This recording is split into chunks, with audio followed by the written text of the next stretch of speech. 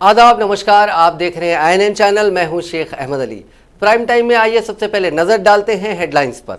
Telangana secretariat मुस्तकिल तौर पर बंद, ज्यादातर दफातर बीआर के भवन मुंतकिल। तेलंगाना आरटीसी मुलाजिमीन यूनियनों ने 5 अक्टूबर से हड़ताल का किया ऐलान। दशहरे की छुट्टियों में लाखों अफराद को हो सकती है परेशानी। हुजूरनगर ज़िमनी इंतखाबात की सरगर्मियां तेज, कांग्रेस उम्मीदवार पद्मावती रेड्डी की कल इंतखाबी रैली। बीजेपी, सीपीएम और टीडीपी ने किया उम्मीदवारों का ऐलान। कामयाबी के बड़े बड़े दावों के बावजूद टीआरएस ने मांगी सीपीआई की मदद। केशव राव समेत बड़े कायदीन ने लगाई मखदूम भवन में मदद की गुहार। और प्याज की बढ़ती कीमतों को काबू करने मरकज ने लगाई एक्सपोर्ट पर रोक, तय की कारोबारियों के लिए जखीरा करने की हद। अब खबरें तफसील से। तेलंगाना सेक्रेटेरिएट आज मुस्तकिल तौर पर बंद कर दिया गया। 6 दहों कदीम सेक्रेटेरिएट, जिसका इस्तेमाल दोनों तेलुगु रियासतों की जानिब से किया गया था, इतवार को मुस्तकिल तौर पर बंद कर दिया गया। ओहदेदारों ने इसके गेट्स को मुख्फल कर दिया। सेक्रेटेरिएट के अंदर के ज़्यादातर दफातर बीआर के भवन और दीगर मकामात मुंतकिल कर दिए गए। ओहदेदारों से ख्वाहिश की गई है कि वो सेक्रेटेरिएट से अपने फ़राइज़ अंजाम ना दें और तमाम महकमे जात खाली कर दें। दाखिले के गेट्स की चाबियां सीनियर ओहदेदारों के हवाले कर दी गई। अगर किसी महकमे को बकिया फर्नीचर की मुंतकली के लिए चाबियों की ज़रूरत हो तो वो इजाज़त हासिल करने के बाद सीनियर ओहदेदारों से चाबियां हासिल कर सकते हैं। तेलंगाना आरटीसी मुलाजिमीन यूनियन ने 5 अक्टूबर से हड़ताल का ऐलान किया है। मुलाजिमीन तंजीमों ने इतवार के दिन हंगामी इजलास तलब करते हुए ये फैसला लिया। मुलाजिमीन तंजीम जेएसी के कन्वीनर अश्वत्थामा रेड्डी ने कहा कि उनके मुतालबों की यकसुई ना करने पर 1 माह पहले ही हड़ताल की नोटिस दी गई थी। इसके बावजूद हुकूमत ने इस सिलसिले में कोई रद्द अमल जाहिर नहीं किया, जिस पर मुलाजिमीन काफ़ी बरहम हैं, जिसको देखते हुए 5 अक्टूबर से हड़ताल करने का ऐलान करने का फैसला किया गया।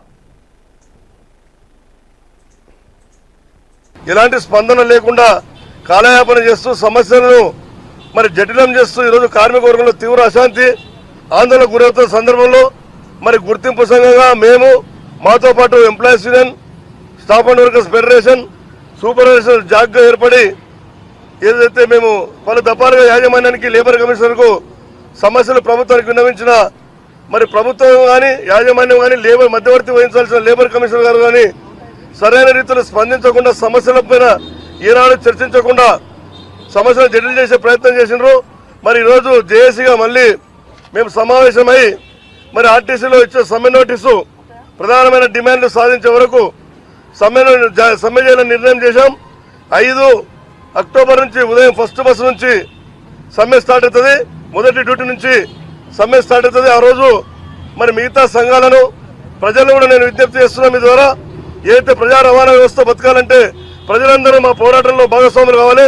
ప్రభుత్వం ఒక పథకం ప్రకారం ఈ ప్రజా రవాణా Hyderabad city Congress committee minorities department chairman Sameer Waliullah और टीपीसीसी स्पोक्सपर्सन सैयद निजामुद्दीन की जानिब से हेल्थियर हार्ट्स फाउंडेशन के इश्तिराक से मुनक्किद किए गए हेल्थ कैंप्स का पहला मरहला आज इख्तिताम पजीर हुआ।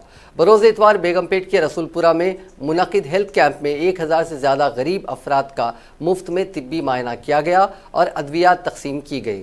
इस कैंप में TPCC minorities department chairman Sheikh Abdullah Suhail, साजिश शरीफ और दीगर सीनियर कायदीन ने शिरकत की। इस मौके पर बात करते हुए समीर वलीउल्लाह ने बताया कि रसूलपुरा के हेल्थ कैंप में करीब 1000 अफराद मुस्तफ़ीद हुए। उनका ECG, 2D echo, blood test, sugar, G R P S, BP और दीगर टेस्ट किए गए और मुफ्त में दवाइयाँ भी दी गईं। जनरल फिजिशियंस के अलावा कार्डियोलॉजिस्ट समेत कई स्पेशलिस्ट ने इस कैंप में शिरकत की। समीर वलीउल्लाह ने कहा कि ऐसे ही नौयत के हेल्थ कैंप्स फसलांसर और गोलकुंडा में 26 और 29 सितंबर को मुनक्किद किए गए थे। उन्होंने कहा कि दूसरे मरहले में भी शहर के कई स्लम एरियाज़ में हेल्थ कैंप्स मुनक्किद किए जाएंगे। ये जो कैंप लगा है हेल्थियर हार्ट फाउंडेशन के एसोसिएशन के साथ मिलकर हमारे सिटी प्रेसिडेंट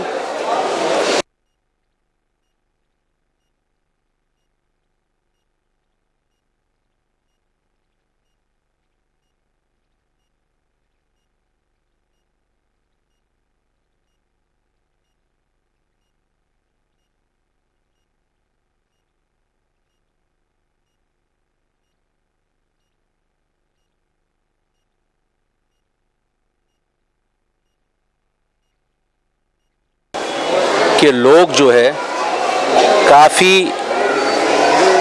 तादाद में इस कैंप में आकर जो है ना अपना डॉक्टर्स को बताएं और दवाएं लिए हैं। Hyderabad city Congress committee minorities department की जानिब से इन association with healthier hearts foundation ये medical camp, series of medical camps का पहला फेज़ जो है आज ख़त्म होने जा रहा है। पहला मेडिकल कैंप फसलानसर सैयद नगर में किया गया और दूसरा मेडिकल कैंप गोलकुंडा किले में मिर्ज़ा फंक्शन पैलेस में किया गया। आज तीसरा मेडिकल कैंप जो रसूलपुरे के कस्तूरबा स्कूल के ग्राउंड में किया जा रहा है, कम्युनिटी हॉल में किया जा रहा है। हमारा मकसद हैदराबाद के तमाम वो स्लम्स को जाना है जिस स्लम्स के अंदर हेल्थ इश्यूज़ को लेकर काफ़ी मुश्किलों का सामना कर रहे हैं।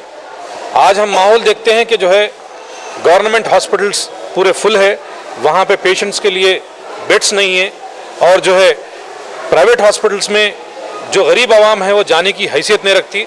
ऐसी आवाम के लिए हमने ये डिसाइड किया कि हैदराबाद सिटी कांग्रेस कमेटी के जो है हम स्लम्स को जाएंगे, फेस वाइज जाएंगे। पहले फेस में हैदराबाद पार्लियामेंट, सिकंदराबाद पार्लियामेंट और मलकाजगिरी पार्लियामेंट, ये 3 पार्लियामेंट में मेजर स्लम्स के अंदर हम लोग इस कैंप को लगाया गया, जिसमें टीम ऑफ डॉक्टर्स है, जिसमें हार्ट स्पेशलिस्ट है और जनरल फिजिशियंस है, ईसीजी का मशीन्स है, 2D को निकाला जा रहा है और जो है बीपी, शुगर जैसे तमाम हेल्थ चेकअप को किया जा रहा है। इसके साथ साथ जितने भी डॉक्टर्स जो पेशेंट्स को मेडिसिन लिख रहे हैं वो तमाम मेडिसिन भी मुफ्त में दिया जा रहा है।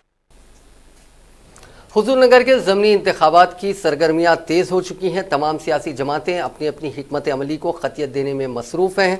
इस ज़मीनी इंतखाब में कांग्रेस और टीआरएस के दरमियान मुकाबला है। तेलंगाना में मुतबादिल जमात का ढोल पीटने वाली बीजेपी भी मैदान में है और कस्बा पुरसी का शिकार तेलुगुदेशम भी अपनी मौजूदगी का एहसास दिलाने के लिए मुकाबला करने का ऐलान किया है। सवाल यह है कि बीजेपी और तेलुगुदेशम के मुकाबला करने से टीआरएस को फ़ायदा होगा या फिर कांग्रेस को, इसका खुलासा करना मुश्किल है। जहां तक कांग्रेस का ताल्लुक है, हुजूरनगर कांग्रेस का किला है। इस बार टीआरएस पार्टी यहां गुलाबी परचम लहराने के लिए एड़ी चोटी का जोर लगा रही है।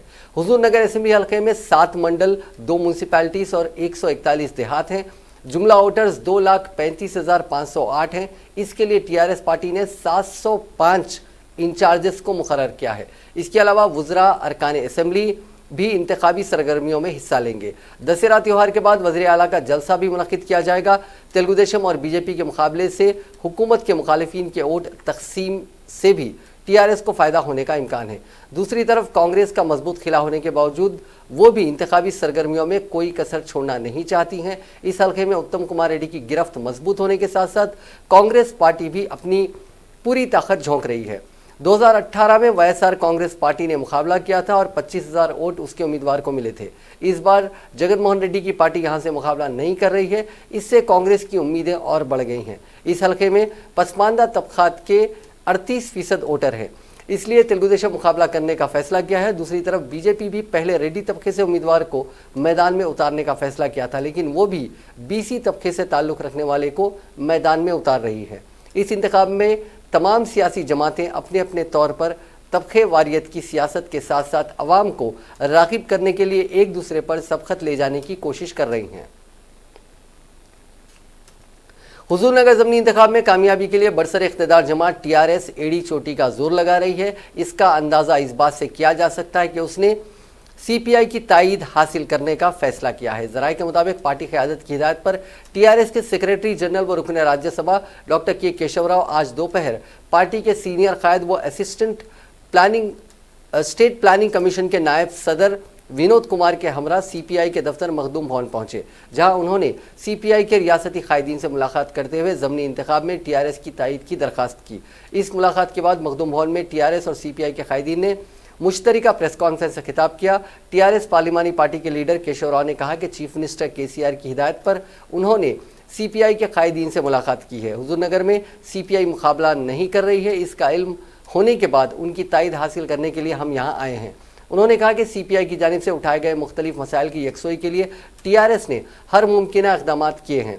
यूरेनियम की खुदवाई को रोकने, जंगलाती अराजियात को कबायलियों के हवाले करने और दीगर कई मसाइल पर दोनों जमातों के दरमियान एक राय पाई जाती है। उन्होंने उम्मीद जाहिर की है कि सीपीआई के रियासती कायदीन आपस में मुशावरत के बाद ज़मीनी इंतखाब में टीआरएस की तायद का ऐलान करेंगे। सीपीआई के रियासती सेक्रेटरी चाड़ा वेंकट रेड्डी ने कहा कि आज टीआरएस के सीनियर कायदीन ने हमसे मुलाकात करते हुए हुजूर नगर ज़मीनी इंतखाब में पार्टी उम्मीदवार की तायद की दरख्वास्त की। टीआरएस के इन कायदीन ने यह भी बताया कि तेलंगाना तहरीक में टीआरएस और सीपीआई ने मुत्तहदा जद्दोजहद की थी। चाड़ा वेंकट रेड्डी ने कहा कि टीआरएस के कायदीन के सामने कई मसाइल पेश किए गए, जिनमें अवामी मसाइल के साथ महकमे माल की जानिब से तैयार किए जाने वाले नए कानून में तमाम जमातों की राय हासिल करना और यूरेनियम की खुदवाई को रोकने के लिए मरकजी हुकूमत पर दबाव डालना शामिल है। उन्होंने कहा कि तेलंगाना रियासत की जामे तरक्की के लिए हम काम करेंगे। सीपीआई सेक्रेटरी ने कहा कि हुजूर नगर में टीआरएस की तायद के मसले पर पार्टी की मरकजी क़यादत से मुशावरत के बाद 1 अक्टूबर को अपने मौक़िफ़ को वाज़ेह किया जाएगा। కేసీఆర్ గారి ఆదేశాల ప్రకారం నేను వాళ్ళ మా మిత్రులు వెంకటరెడ్డి గారు కానివ్వండి, పాషా గారు కానివ్వండి, ఇంతమందిని కలవడానికి పార్టీలో ఉన్న పెద్దల్ని, సిపిఐ పెద్దల్ని కలవడానికి కారణం సింపుల్. ఎందుకు చేసింది హుజూర్ నగర్లో జరుగుతున్న ఎలక్షన్స్, ఆ ఎలక్షన్ మేము కంటెస్ట్ చేయడం, సిపిఐ కంటెస్ట్ చేస్తాం లేదు అని తెలుసుకొని వాళ్ళకి బాధ కలగకపోవచ్చు, కానీ మా థింకింగ్ లోపల కానీ, ఆలోచన లోపల కానీ, ఐడియాలజికల్ కానీ అని ఒక ప్రోగ్రెసివ్ ఆర్గనైజేషన్ కాబట్టి, ప్రోగ్రెసివ్గా బిలీవ్ చేస్తున్నాం కాబట్టి, మా ఐడియాలజీ వాళ్ళతో కలుస్తుంది కాబట్టి, వాళ్ళలాగా మేము కలువెట్టిన కమ్యూనిస్టులు కాకపోయినా మేమిద్దరం వర్క్ చేసేది ఆ పేద ప్రజాధికారి గురించి, సమసమాజం గురించి అనుకునేది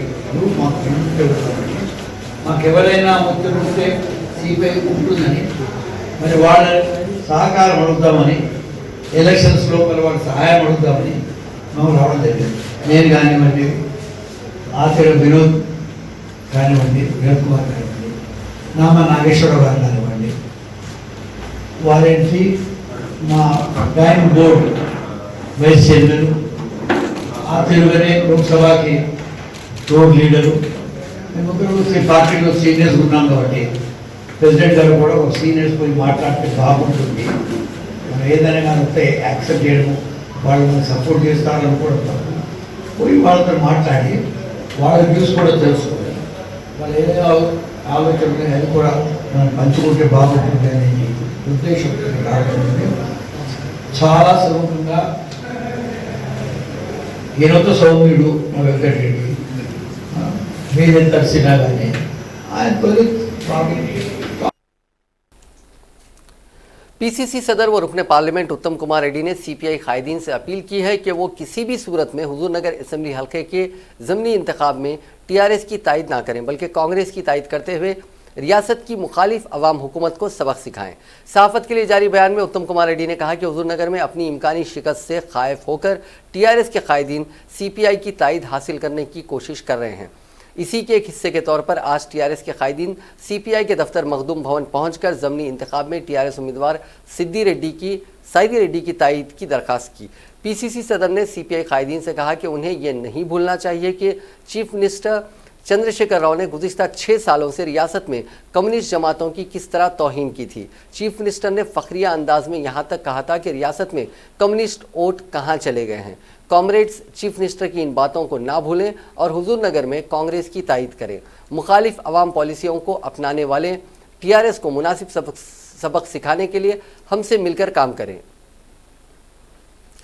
हुजूर नगर असेंबली हल्के के ज़मीनी इंतखाब के लिए बीजेपी और सीपीएम ने अपने उम्मीदवारों के नाम का ऐलान कर दिया। ये उम्मीदवार कल पीर को पर्चे नामजदगी के आखिरी दिन अपना पर्चा दाखिल करेंगे। बीजेपी ने हुजूर नगर असेंबली हल्के के ज़मीनी इंतखाब के लिए पार्टी कायद डॉक्टर कोटा रामाराव को उम्मीदवार बनाने का ऐलान किया है। इस सिलसिले में बीजेपी के कौमी कारगुजार सदर जेपी नड्डा ने दिल्ली में रामाराव की उम्मीदवारी का ऐलान किया। ज़राए के मुताबिक तेलंगाना बीजेपी ने हुजूर नगर हल्के के कायदीन के नाम की तजवीज़ पार्टी हाईकमान को रवाना की थी, जिनमें कोटा रामाराव के अलावा NRI जयपाल रेड्डी का नाम भी शामिल था। ताहम हाईकमान ने रामाराव को उम्मीदवार बनाने का फैसला किया। बताया गया है कि कोटा रामाराव पेशे से डॉक्टर है और वो 3 माह कबल ही सरकारी डॉक्टर की हैसियत से मुस्तफ़ी होकर बीजेपी में शमूलियत इख्तियार की थी। उनका ताल्लुक BC तबके से है। इसी दौरान CPM ने भी हुजूरनगर ज़मीनी इंतखाब के लिए पार्टी उम्मीदवार के नाम का ऐलान किया है। CPM की रियासती कमेटी ने आरेपल्ली शंकर राव को उम्मीदवार बनाने का फैसला किया है। CPM क़यादत का कहना है कि वो मुजवज़ा इंतखाब में CPI और तेलंगाना जन समिति की तायद हासिल करने इस पार्टी के कायदीन से मुशावरत करेगी। वाज़ेह रहे कि PCC सदर उत्तम कुमार रेड्डी के इस्तीफे के बाद हुजूरनगर असेंबली हल्का मखलूआ हो गया था, जहां 21 अक्टूबर को रायदही मुनक्किद होने वाली है। क़ब्ल अज़ीं कांग्रेस ने साबिक़ रुकन असेंबली पद्मावती रेड्डी और TRS ने सईदी रेड्डी को अपना उम्मीदवार बनाया था। तेलंगाना तेलुगु देशम पार्टी ने हुजूरनगर ज़मीनी इंतखाब के लिए उम्मीदवार का ऐलान कर दिया है। तेलंगाना तेलुगु देशम के सदर L रमना ने पार्टी की ख़वातीन रहनुमा चावा करुणमाई को अपने उम्मीदवार मुंतखब करने का ऐलान किया। NTR ट्रस्ट भवन में उनको B फार्म हवाले किया गया। इस मौके पर L रमना ने कारकुनों और कायदीन से पार्टी की जीत के लिए मिलकर काम करने की अपील की है। वज़ीर बराए बहबूद ख़वातीन और अतफ़ाल सत्यवती राठौर ने कहा कि हुजूरनगर में पद्मावती रेड्डी की कामयाबी से सिर्फ कांग्रेस को फ़ायदा होगा, लेकिन TRS उम्मीदवार सईदी रेड्डी की कामयाबी पर हल्के की आवाम को फ़ायदा होगा और बड़े पैमाने पर हल्के में तरक्याती काम अंजाम दिए जाएंगे। हुजूरनगर में TRS कैंप ऑफिस में मीडिया से बात करते हुए सत्यवती राठौर ने कहा कि कांग्रेस की कामयाबी से हल्के की आवाम को कुछ फ़ायदा होने वाला नहीं है। उन्होंने कहा कि कांग्रेस दौरे हुकूमत में समाज के तमाम तबक़ात नज़रअंदाज कर दिए गए थे। TRS इख्तिदार में आने के बाद समाज के हर तबके की तरक्की हो रही है। ख़ास तौर पर गिरिजन तबके की बहबूद पर चंद्रशेखर राव हुकूमत काफ़ी इक़दाम कर रही है। कांग्रेस दौर में गिरिजन तबका मुसलसिल नज़रअंदाज हुआ था। उन्होंने कहा कि TRS हुकूमत ने अपने इंतखाबी वादे के मुताबिक रियासत के तमाम तांडाओं को ग्राम पंचायतों में तब्दील कर दिया। चंद्रशेखर राव हुकूमत ने आवाम से जो भी वादे किए हैं वो तमाम वादे पूरे हो गए। इसके अलावा आवाम की बहबूद के लिए ऐसी स्कीमात और प्रोग्राम्स भी शुरू किए गए जिसका हुकूमत ने कोई वादा नहीं किया था।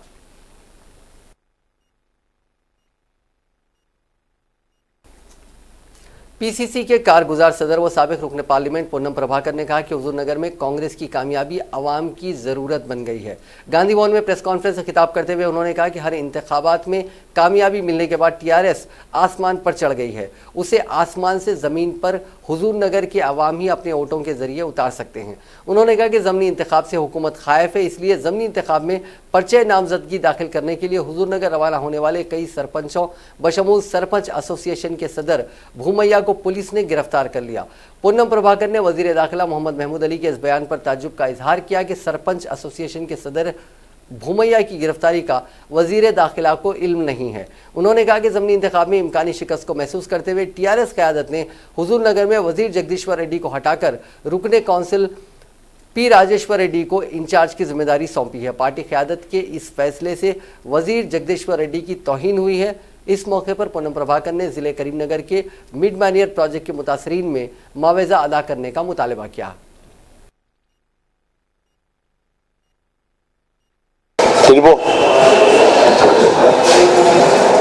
पूरा तेलंगाना में, नॉर्थ तेलंगाना में मिड मैनियर एक ऐसा प्रोजेक्ट है, वो हार्ट जैसा है, आदमी को जैसा हार्ट होता है, वो हार्ट को वहां से लीकेज चल रहा है। तो लीकेज को हम कांग्रेस का डेलीगेशन जाके देखे तो वहां का किसान भाई और पब्लिक ने बताया ये टिकने वाला नहीं है, 1 किलोमीटर निकाल के फिर डालना पड़ता है। और वो भी सही दिखता है क्योंकि 15 TMC पानी था उसमें, रातों रात 25 गेट खोल के पानी छोड़ दिए और 26 TMC का कैपेसिटी का वो टैंक को अभी तक पानी नहीं भर रहे। जो पानी एल्लमपल्ली से आना था, एल्लमपल्ली बर्फूर होकर समुद्र में पानी छोड़ रहा है और वो पानी इधर नहीं ला रहा है। वहां से फिर लोअर मैनर को जाना, लोअर मैनर से वरंगल जाना, वरंगल से खम्मम तक पानी जाना, और ये गवर्नमेंट ऐसा कुछ कार्रवाई नहीं कर रहा क्योंकि ये लीकेज है। इससे पानी अगर भरे तो ये बंद टूट जाएगा। तो इसलिए हम ये सच्चाई सबको बताने के लिए गवर्नमेंट से डिमांड करते हैं, क्या डैम ठीक है तो पानी भरो, ठीक नहीं है तो इसका कौन उसके ऊपर एक्शन लेता है। क्वालिटी कंट्रोल का जिम्मेदार यहाँ पे जब ENC, अभी भी ENC मुरलीधर राव है, जब इरिगेशन मिनिस्टर हरीश राव था अभी तो मुख्यमंत्री के पास है, जब का सेक्रेटरी इरिगेशन अभी चीफ सेक्रेटरी बन के है। तो इसमें मामला में हम जांच होना चाहिए, असली चीज बाहर आना। वहाँ किसान को, जनता को इसके लिए डर लग रहा है, वहाँ के आंदोलन में है पब्लिक, उसको ये असलियत बताने के लिए हमारा कांग्रेस तरफ से उसको डिमांड कर रहे हैं। और हुजूर नगर इलेक्शन के लिए सरपंचों को नॉमिनेशन नहीं डालने दे रहे। सरपंच का प्रेसिडेंट भूमैया यादव को नगरकल में अरेस्ट करके, कड़म में अरेस्ट करके दिखा रहे। वो बात को होम मिनिस्टर नहीं, मुझे नहीं मालूम बोल के बोलते। ऐसा होम मिनिस्टर तेलंगाना में है क्या? नॉमिनेशन डालने के लिए क्यों रोक सकते हैं? आप कैसा रोकना आदमी है? इलेक्शन कमीशन क्या कर रहे ऐसे चीजों पे? क्योंकि टीआरएस डर रहे। वहां मंत्री जो वो जिला का मंत्री जगदीश्वर रेड्डी है, वो नाकामयाब है, उससे कुछ नहीं होता बोल के वहां पल्ला राजेश्वर रेड्डी की इंचार्ज डाले। शर्म आना चाहिए। आज 70 लोगों को, 80 लोगों को, 1000 100 लोगों की इंचार्ज बना के जीतने की कोशिश कर रहे हैं। कांग्रेस को जिताने की जरूरत है। आज सरकार जो वादा अमल करना है तो कांग्रेस हुजूर नगर में जीतना है। हम हुजूर नगर पब्लिक से हाथ जोड़ के विज्ञप्ति करते, इस बार कांग्रेस जीतो। कांग्रेस जीते तो तेलंगाना पब्लिक की जीते, और टीआर जीते तो केसीआर फैमिली का जीत होगा।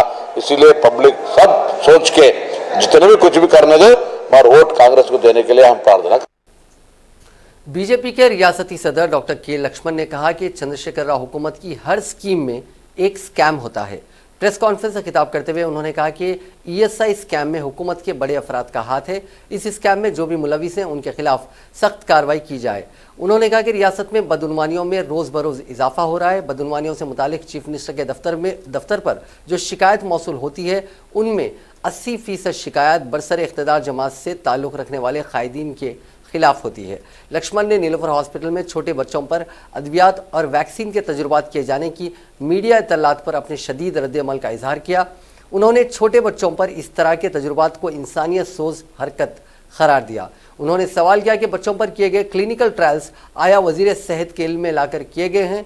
उन्होंने इल्ज़ाम आयद किया कि रियासत की अपोजिशन कांग्रेस तमाशाई बनी हुई है। बीजेपी कायद ने कहा कि निज़ामाबाद के पार्लिमानी इंतखाबात में जिस तरह किसानों ने हुकूमत के खिलाफ अपने गुस्से को उतारने बड़ी तादाद में पर्चे नामजदगियां दाखिल की थी, अब उसी तरह हुजूर नगर में भी किसानों की एक बड़ी तादाद हुकूमत के खिलाफ पर्चे नामजदगी दाखिल करने की तैयारी कर रही है। उन्होंने किसानों को पर्चे नामजदगियों के अदखाल से रोकने पुलिस की कोशिशों और गिरफ्तारियों की शदीद मजम्मत की। उन्होंने पुलिस ओहदेदारों को इंतबाह दिया कि वो उनके इस इक़दाम की इलेक्शन कमीशन से शिकायत करेंगे। लक्ष्मण ने दावा किया कि हुजूर नगर में बीजेपी 100% कामयाब होगी।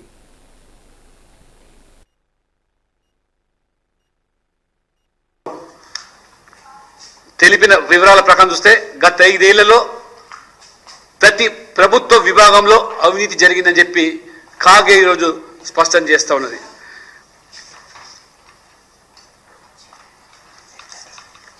2012 నుంచి 17 వరకు షార్ట్ టర్మ్ అగ్రిమెంట్స్ ఈ విద్యుత్ కొనుగోలులో ఏకంగా 5820 కోట్ల అధిక వ్యయం జరిగిందని చెప్పి కంట్రోల్ ఆడిటరే మరి తప్పు పట్టింది. ఈ రకంగా ప్రభుత్వం ఇది అవినీతి ప్రభుత్వం. ఈ కుటుంబ పాలన ప్రభుత్వం మీద రాజకీయంగా భారతీయ జనతా పార్టీ చేస్తున్న పోరు ఈరోజు కాంగ్రెస్ కేవలం ఒక ప్రేక్షక పాత్ర వహిస్తూ ఉన్నది. కాంగ్రెస్ టీఆర్ఎస్తో మిలాఖతమైన ఉదంతాలు ఇటీవల మీరు స్పష్టంగా చూశారు. కేటీఆర్, ఉత్తమ్ కుమార్ రెడ్డి పొద్దున దూషించుకుంటున్నారు, రాత్రి సమావేశాలు జరుపుతున్నారు. ఆ రకంగా హుజూర్ నగర్లో జరిగే ఉప ఎన్నిక విషయంలో కూడా రాజీ పడి ఇవాళ నేను స్పష్టం చేస్తా ఉన్నాను, ఇవాళ పొరపాటున కాంగ్రెస్ పార్టీకి ఓటేసినా అది టీఆర్ఎస్కే చెల్లుతుంది. అందుకని టీఆర్ఎస్ కాంగ్రెస్ వేరు కాదు. ఉత్తమ్ కుమార్ రెడ్డి, కేటీఆర్ గారు युगांडा के दारुल हुकूमत कंपाला में मुनाकिद 64वें दौलत मुश्तरका पार्लिमानी कॉन्फ्रेंस के आम इजलास में पाकिस्तान की जानिब से कश्मीर से मुतालिक मामला उठाए जाने का हिंदुस्तानी वफद ने शदीद एहतजाज किया।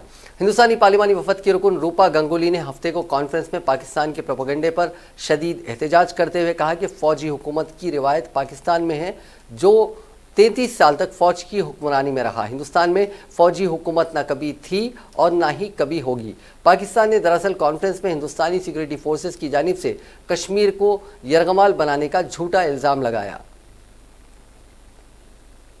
वज़ीर आज़म नरेंद्र मोदी ने नौजवानों से तंबाकू खास तौर पर ई सिगरेट तर्क करने की अपील करते हुए इतवार के रोज कहा कि इससे मुतालिक गलत फहमियां फैलाई जा रही हैं। मोदी ने आकाशवाणी पर नशर होने वाले अपने माहाना प्रोग्राम मन की बात में मुल्क के आवाम को तंबाकू और ई सिगरेट के मुज़िर असरात के बारे में आगाह किया। उन्होंने कहा कि तंबाकू का इस्तेमाल करने से नौजवानों की जिस्मानी और जहनी नशोनुमा मुतासिर होती है और वो अपनी ज़िंदगी के मकसद से दूर चले जाते हैं। उन्होंने कहा कि तंबाकू के इस्तेमाल के रिवायती तरीक़ों से लोग अच्छी तरह वाकिफ़ हैं, लेकिन ई सिगरेट का इस्तेमाल मुख्तलिफ है। इसका इस्तेमाल करने वालों की आमतौर पर शिनाख्त नहीं की जा सकती। उन्होंने कहा कि ई सिगरेट के बारे में अफवाहें फैलाई जा रही हैं और इसे नुकसानदा नहीं समझा जा रहा है, लेकिन इसमें निकोटीन होता है और यह जहन को मुतासिर करता है। उन्होंने कहा कि तंबाकू की आदत से लोगों की सेहत पर मुज़िर असरात मुरतब होते हैं और इससे निजात पाना मुश्किल हो जाता है। तंबाकू का इस्तेमाल करने वाले लोग अक्सर कैंसर, डायबिटीज़ और हाई ब्लड प्रेशर के मरीज हो जाते हैं। देशवासियों और खास करके मेरे युवा मित्रों, मैं अब जो बात करने जा रहा हूं वो सीधा सीधा आपकी भलाई के लिए कर रहा हूं।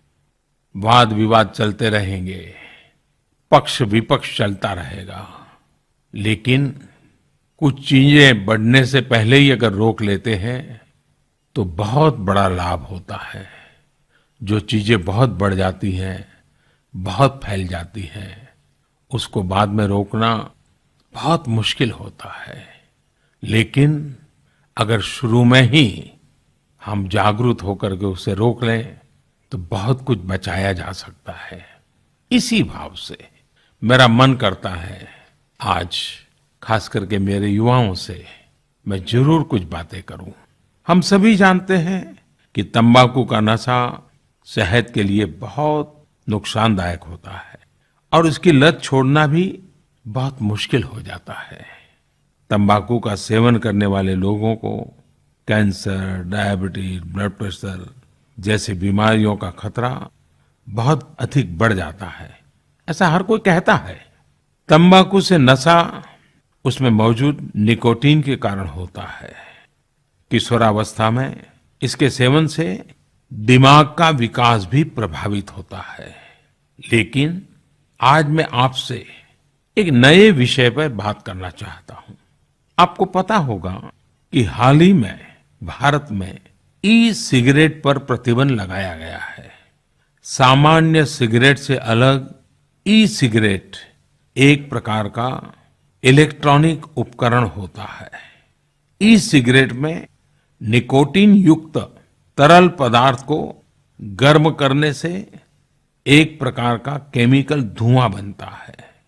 इसके माध्यम से मरकजी हुकूमत ने घरेलू बाजार में प्याज की दस्तयाबी बढ़ाने और उसकी कीमत को कंट्रोल करने के लिए बरामदात पर पाबंदी लगाने के साथ ही कारोबारियों के लिए जखीरा करने की हद तय कर दी है और रियासतों को जमाखोरी रोकने के लिए सख्त कदम उठाने को कहा है। हुकूमत ने प्याज की बरामदात फौरी तौर पर रोकने के लिए आज ही नोटिफिकेशन जारी कर दिया और खुर्दा कारोबारियों के लिए 100 क्विंटल और थोक कारोबारियों के लिए 500 क्विंटल प्याज जखीरा करने की हद मुकर्रर कर दी है। ये हद पूरे मुल्क में नाफिज होगी। मरकज ने रियासती हुकूमत से प्याज के जखीरे की हद को सख्ती से नाफिज करने को कहा है। हुकूमत ने रबी के दौरान नेफेड के जरिए तकरीबन 6700 टन का जखीरा किया था। इसके ताउन से दिल्ली में तकरीबन 24 रुपये फी किलोग्राम की शरह से प्याज आम लोगों को फरोख्त की जा रही है। इसी जखीरे से हरियाणा और आंध्र प्रदेश को भी प्याज भेजी गई है। दीगर रियासती हुकूमतों को भी प्याज की कीमतों पर कंट्रोल के लिए इसका इस्तेमाल करने को कहा गया। नोटिफिकेशन के बाद बांग्लादेश और श्रीलंका को प्याज की बरामदात फौरन बंद हो जाएगी। हुकूमत ने कहा कि इसकी खिलाफ वर्जी करने वाले कारोबारियों के खिलाफ सख्त कार्रवाई की जाएगी। इत्तला मिली थी कि कुछ कारोबारी इन दिनों मुल्कों को कम से कम बरामदाती कीमत से भी कम कीमत पर प्याज भेज रहे थे। वाज़ेह रहे कि हालिया दिनों में मुल्क के कई हिस्सों में प्याज की खुर्दा कीमत 60 रुपये फी किलोग्राम तक पहुँच गई थी। क्या आपने बाबा कौम महात्मा गांधी को साइकिल चलाते हुए कभी देखा है? शायद नहीं देखा होगा। इत्तलात और नशरियात की वजारत ने महात्मा गांधी के 150वीं जयंती साल में गांधी जी पर एक कॉफ़ी टेबल बुक शाये की है, जिनमें ऐसे मुतअद्दिद नायाब और तारीखी तस्वीरें हैं जो किसी किताब में नहीं मिलेंगे। इसी किताब में एक तस्वीर में बाबा कौम साइकिल चलाते हुए देखे जा सकते हैं। ये तस्वीर गांधी जी की ज़िंदगी के सफ़र को इस तरह जाहिर करता है जो अब तक आपने किताबों में नहीं पढ़ा या कहीं देखा भी होगा। इस किताब में 550 ब्लैक एंड वाइट तस्वीर शामिल हैं, जिनमें गांधी जी के वालिद करमचंद उत्तमचंद गांधी और मां पुतलीबाई की भी तस्वीर हैं। इंडोनेशिया के सूबे मलोको में ज़लज़ले में मरने वालों की तादाद बढ़कर 30 हो गई है और 156 दीगर जख्मी हो गए हैं। इंडोनेशिया में तीन दिन पहले जुमेरात को आए 6.5 शिद्दत के ज़लज़ले में 25,000 अफराद बेघर भी हुए हैं। नेशनल डिजास्टर मैनेजमेंट एजेंसी के तर्जुमान एक्स वोबोगो के मुताबिक ज़लज़ले के झटकों में 534 मकान, 9 दफ्तरी इमारत, 6 तालीमी मराकज़ और 1 हेल्थ सेंटर को नुकसान पहुंचा है। उन्होंने बताया कि ज़लज़ले के असरात का अंदाज़ा लगाया जा रहा है। ज़ख्मियों की तादाद सबसे ज़्यादा ज़िले मुलोको में है। चीन के मगरबी सूबे जियांगसो में इतवार को एक खौफनाक सड़क हादसे में कम से कम 36 अफराद की मौत हो गई और 36 दीगर लोग जख्मी हो गए। पुलिस ने बताया कि हादसा इतवार की सुबह चीन के उस सूबे के यक्सिंग शहर में उस वक्त हुआ जब 69 मुसाफिरों को ले जा रही एक मुसाफिर बस की एक ट्रक से जोरदार टक्कर हो गई। उन्होंने बताया कि इब्तिदाई तहकीकात में हादसे की वजह बस का टायर फटना बताया जा रहा है। बहरीन के वजीर खारजा खालिद अहमद बिन मोहम्मद अल खलीफा ने सऊदी तेल प्लांट अरामको पर हुए ड्रोन में हमले में ईरान का हाथ होने का इल्ज़ाम लगाते हुए इतवार को बैनुल अक़वामी बिरादरी की तरफ से ईरान के खिलाफ कार्रवाई करने का मुतालबा किया। अमेरिका के न्यूयॉर्क में अक़वाम मुत्तहिदा की 74वें जनरल असम्बली में खालिद ने ईरान पर मुबैना तौर पर इल्ज़ाम लगाते हुए कहा कि हमने जनरल असम्बली और सलामती काउंसिल में बैनुल अक़वामी बिरादरी की तरफ से ईरान के सऊदी अरब के तेल के तनसीबात पर हमले के खिलाफ सख्त कार्रवाई करने का मुतालबा किया। काबिल जिक्र है कि 14 सितंबर को सऊदी अरब के 2 पेट्रोल प्लांटों पर ड्रोन से हमला किया गया था। अफगानिस्तान में सदारती इंतखाबात की पोलिंग के दिन हुए धमाकों में कम से कम 32 अफराद की जान चली गई और 113 जख्मी हो गए। एक न्यूज़ एजेंसी के मुताबिक अफगानिस्तान में हफ्ते को 64 धमाके हुए, जिसकी जिम्मेदारी दहशतगर्द तंजीम तालिबान ने ले ली। इस दौरान कल 95 लाख लोगों ने अपने वोट के हक का इस्तेमाल किया। नाजरीन, आखिर में एक बार फिर से नजर डालते हैं हेडलाइंस पर। तेलंगाना सेक्रेटेरिएट मुस्तकिल तौर पर बंद, ज्यादातर दफातर बीआर के भवन मुंतकिल। तेलंगाना आरटीसी मुलाजिमीन यूनियनों ने 5 अक्टूबर से हड़ताल का किया ऐलान। दशहरे की छुट्टियों में लाखों अफराद को हो सकती है परेशानी। हुजूरनगर ज़मीनी इंतखाबात की सरगर्मियां तेज, कांग्रेस उम्मीदवार पद्मावती रेड्डी की कल इंतखाबी रैली। बीजेपी, सीपीएम और टीडीपी ने किया उम्मीदवारों का ऐलान। कामयाबी के बड़े बड़े दावों के बावजूद टीआरएस ने मांगी सीपीआई की मदद। केशव राव समेत बड़े कायदीन ने लगाई मखदूम भवन में मदद की गुहार। और प्याज की बढ़ती कीमतों को काबू करने मरकज ने लगाई एक्सपोर्ट पर रोक, तय की कारोबारियों के लिए जखीरा करने की हद। नाजरीन, आज के प्राइम टाइम में बस इतना ही। देखते रहिए INN चैनल।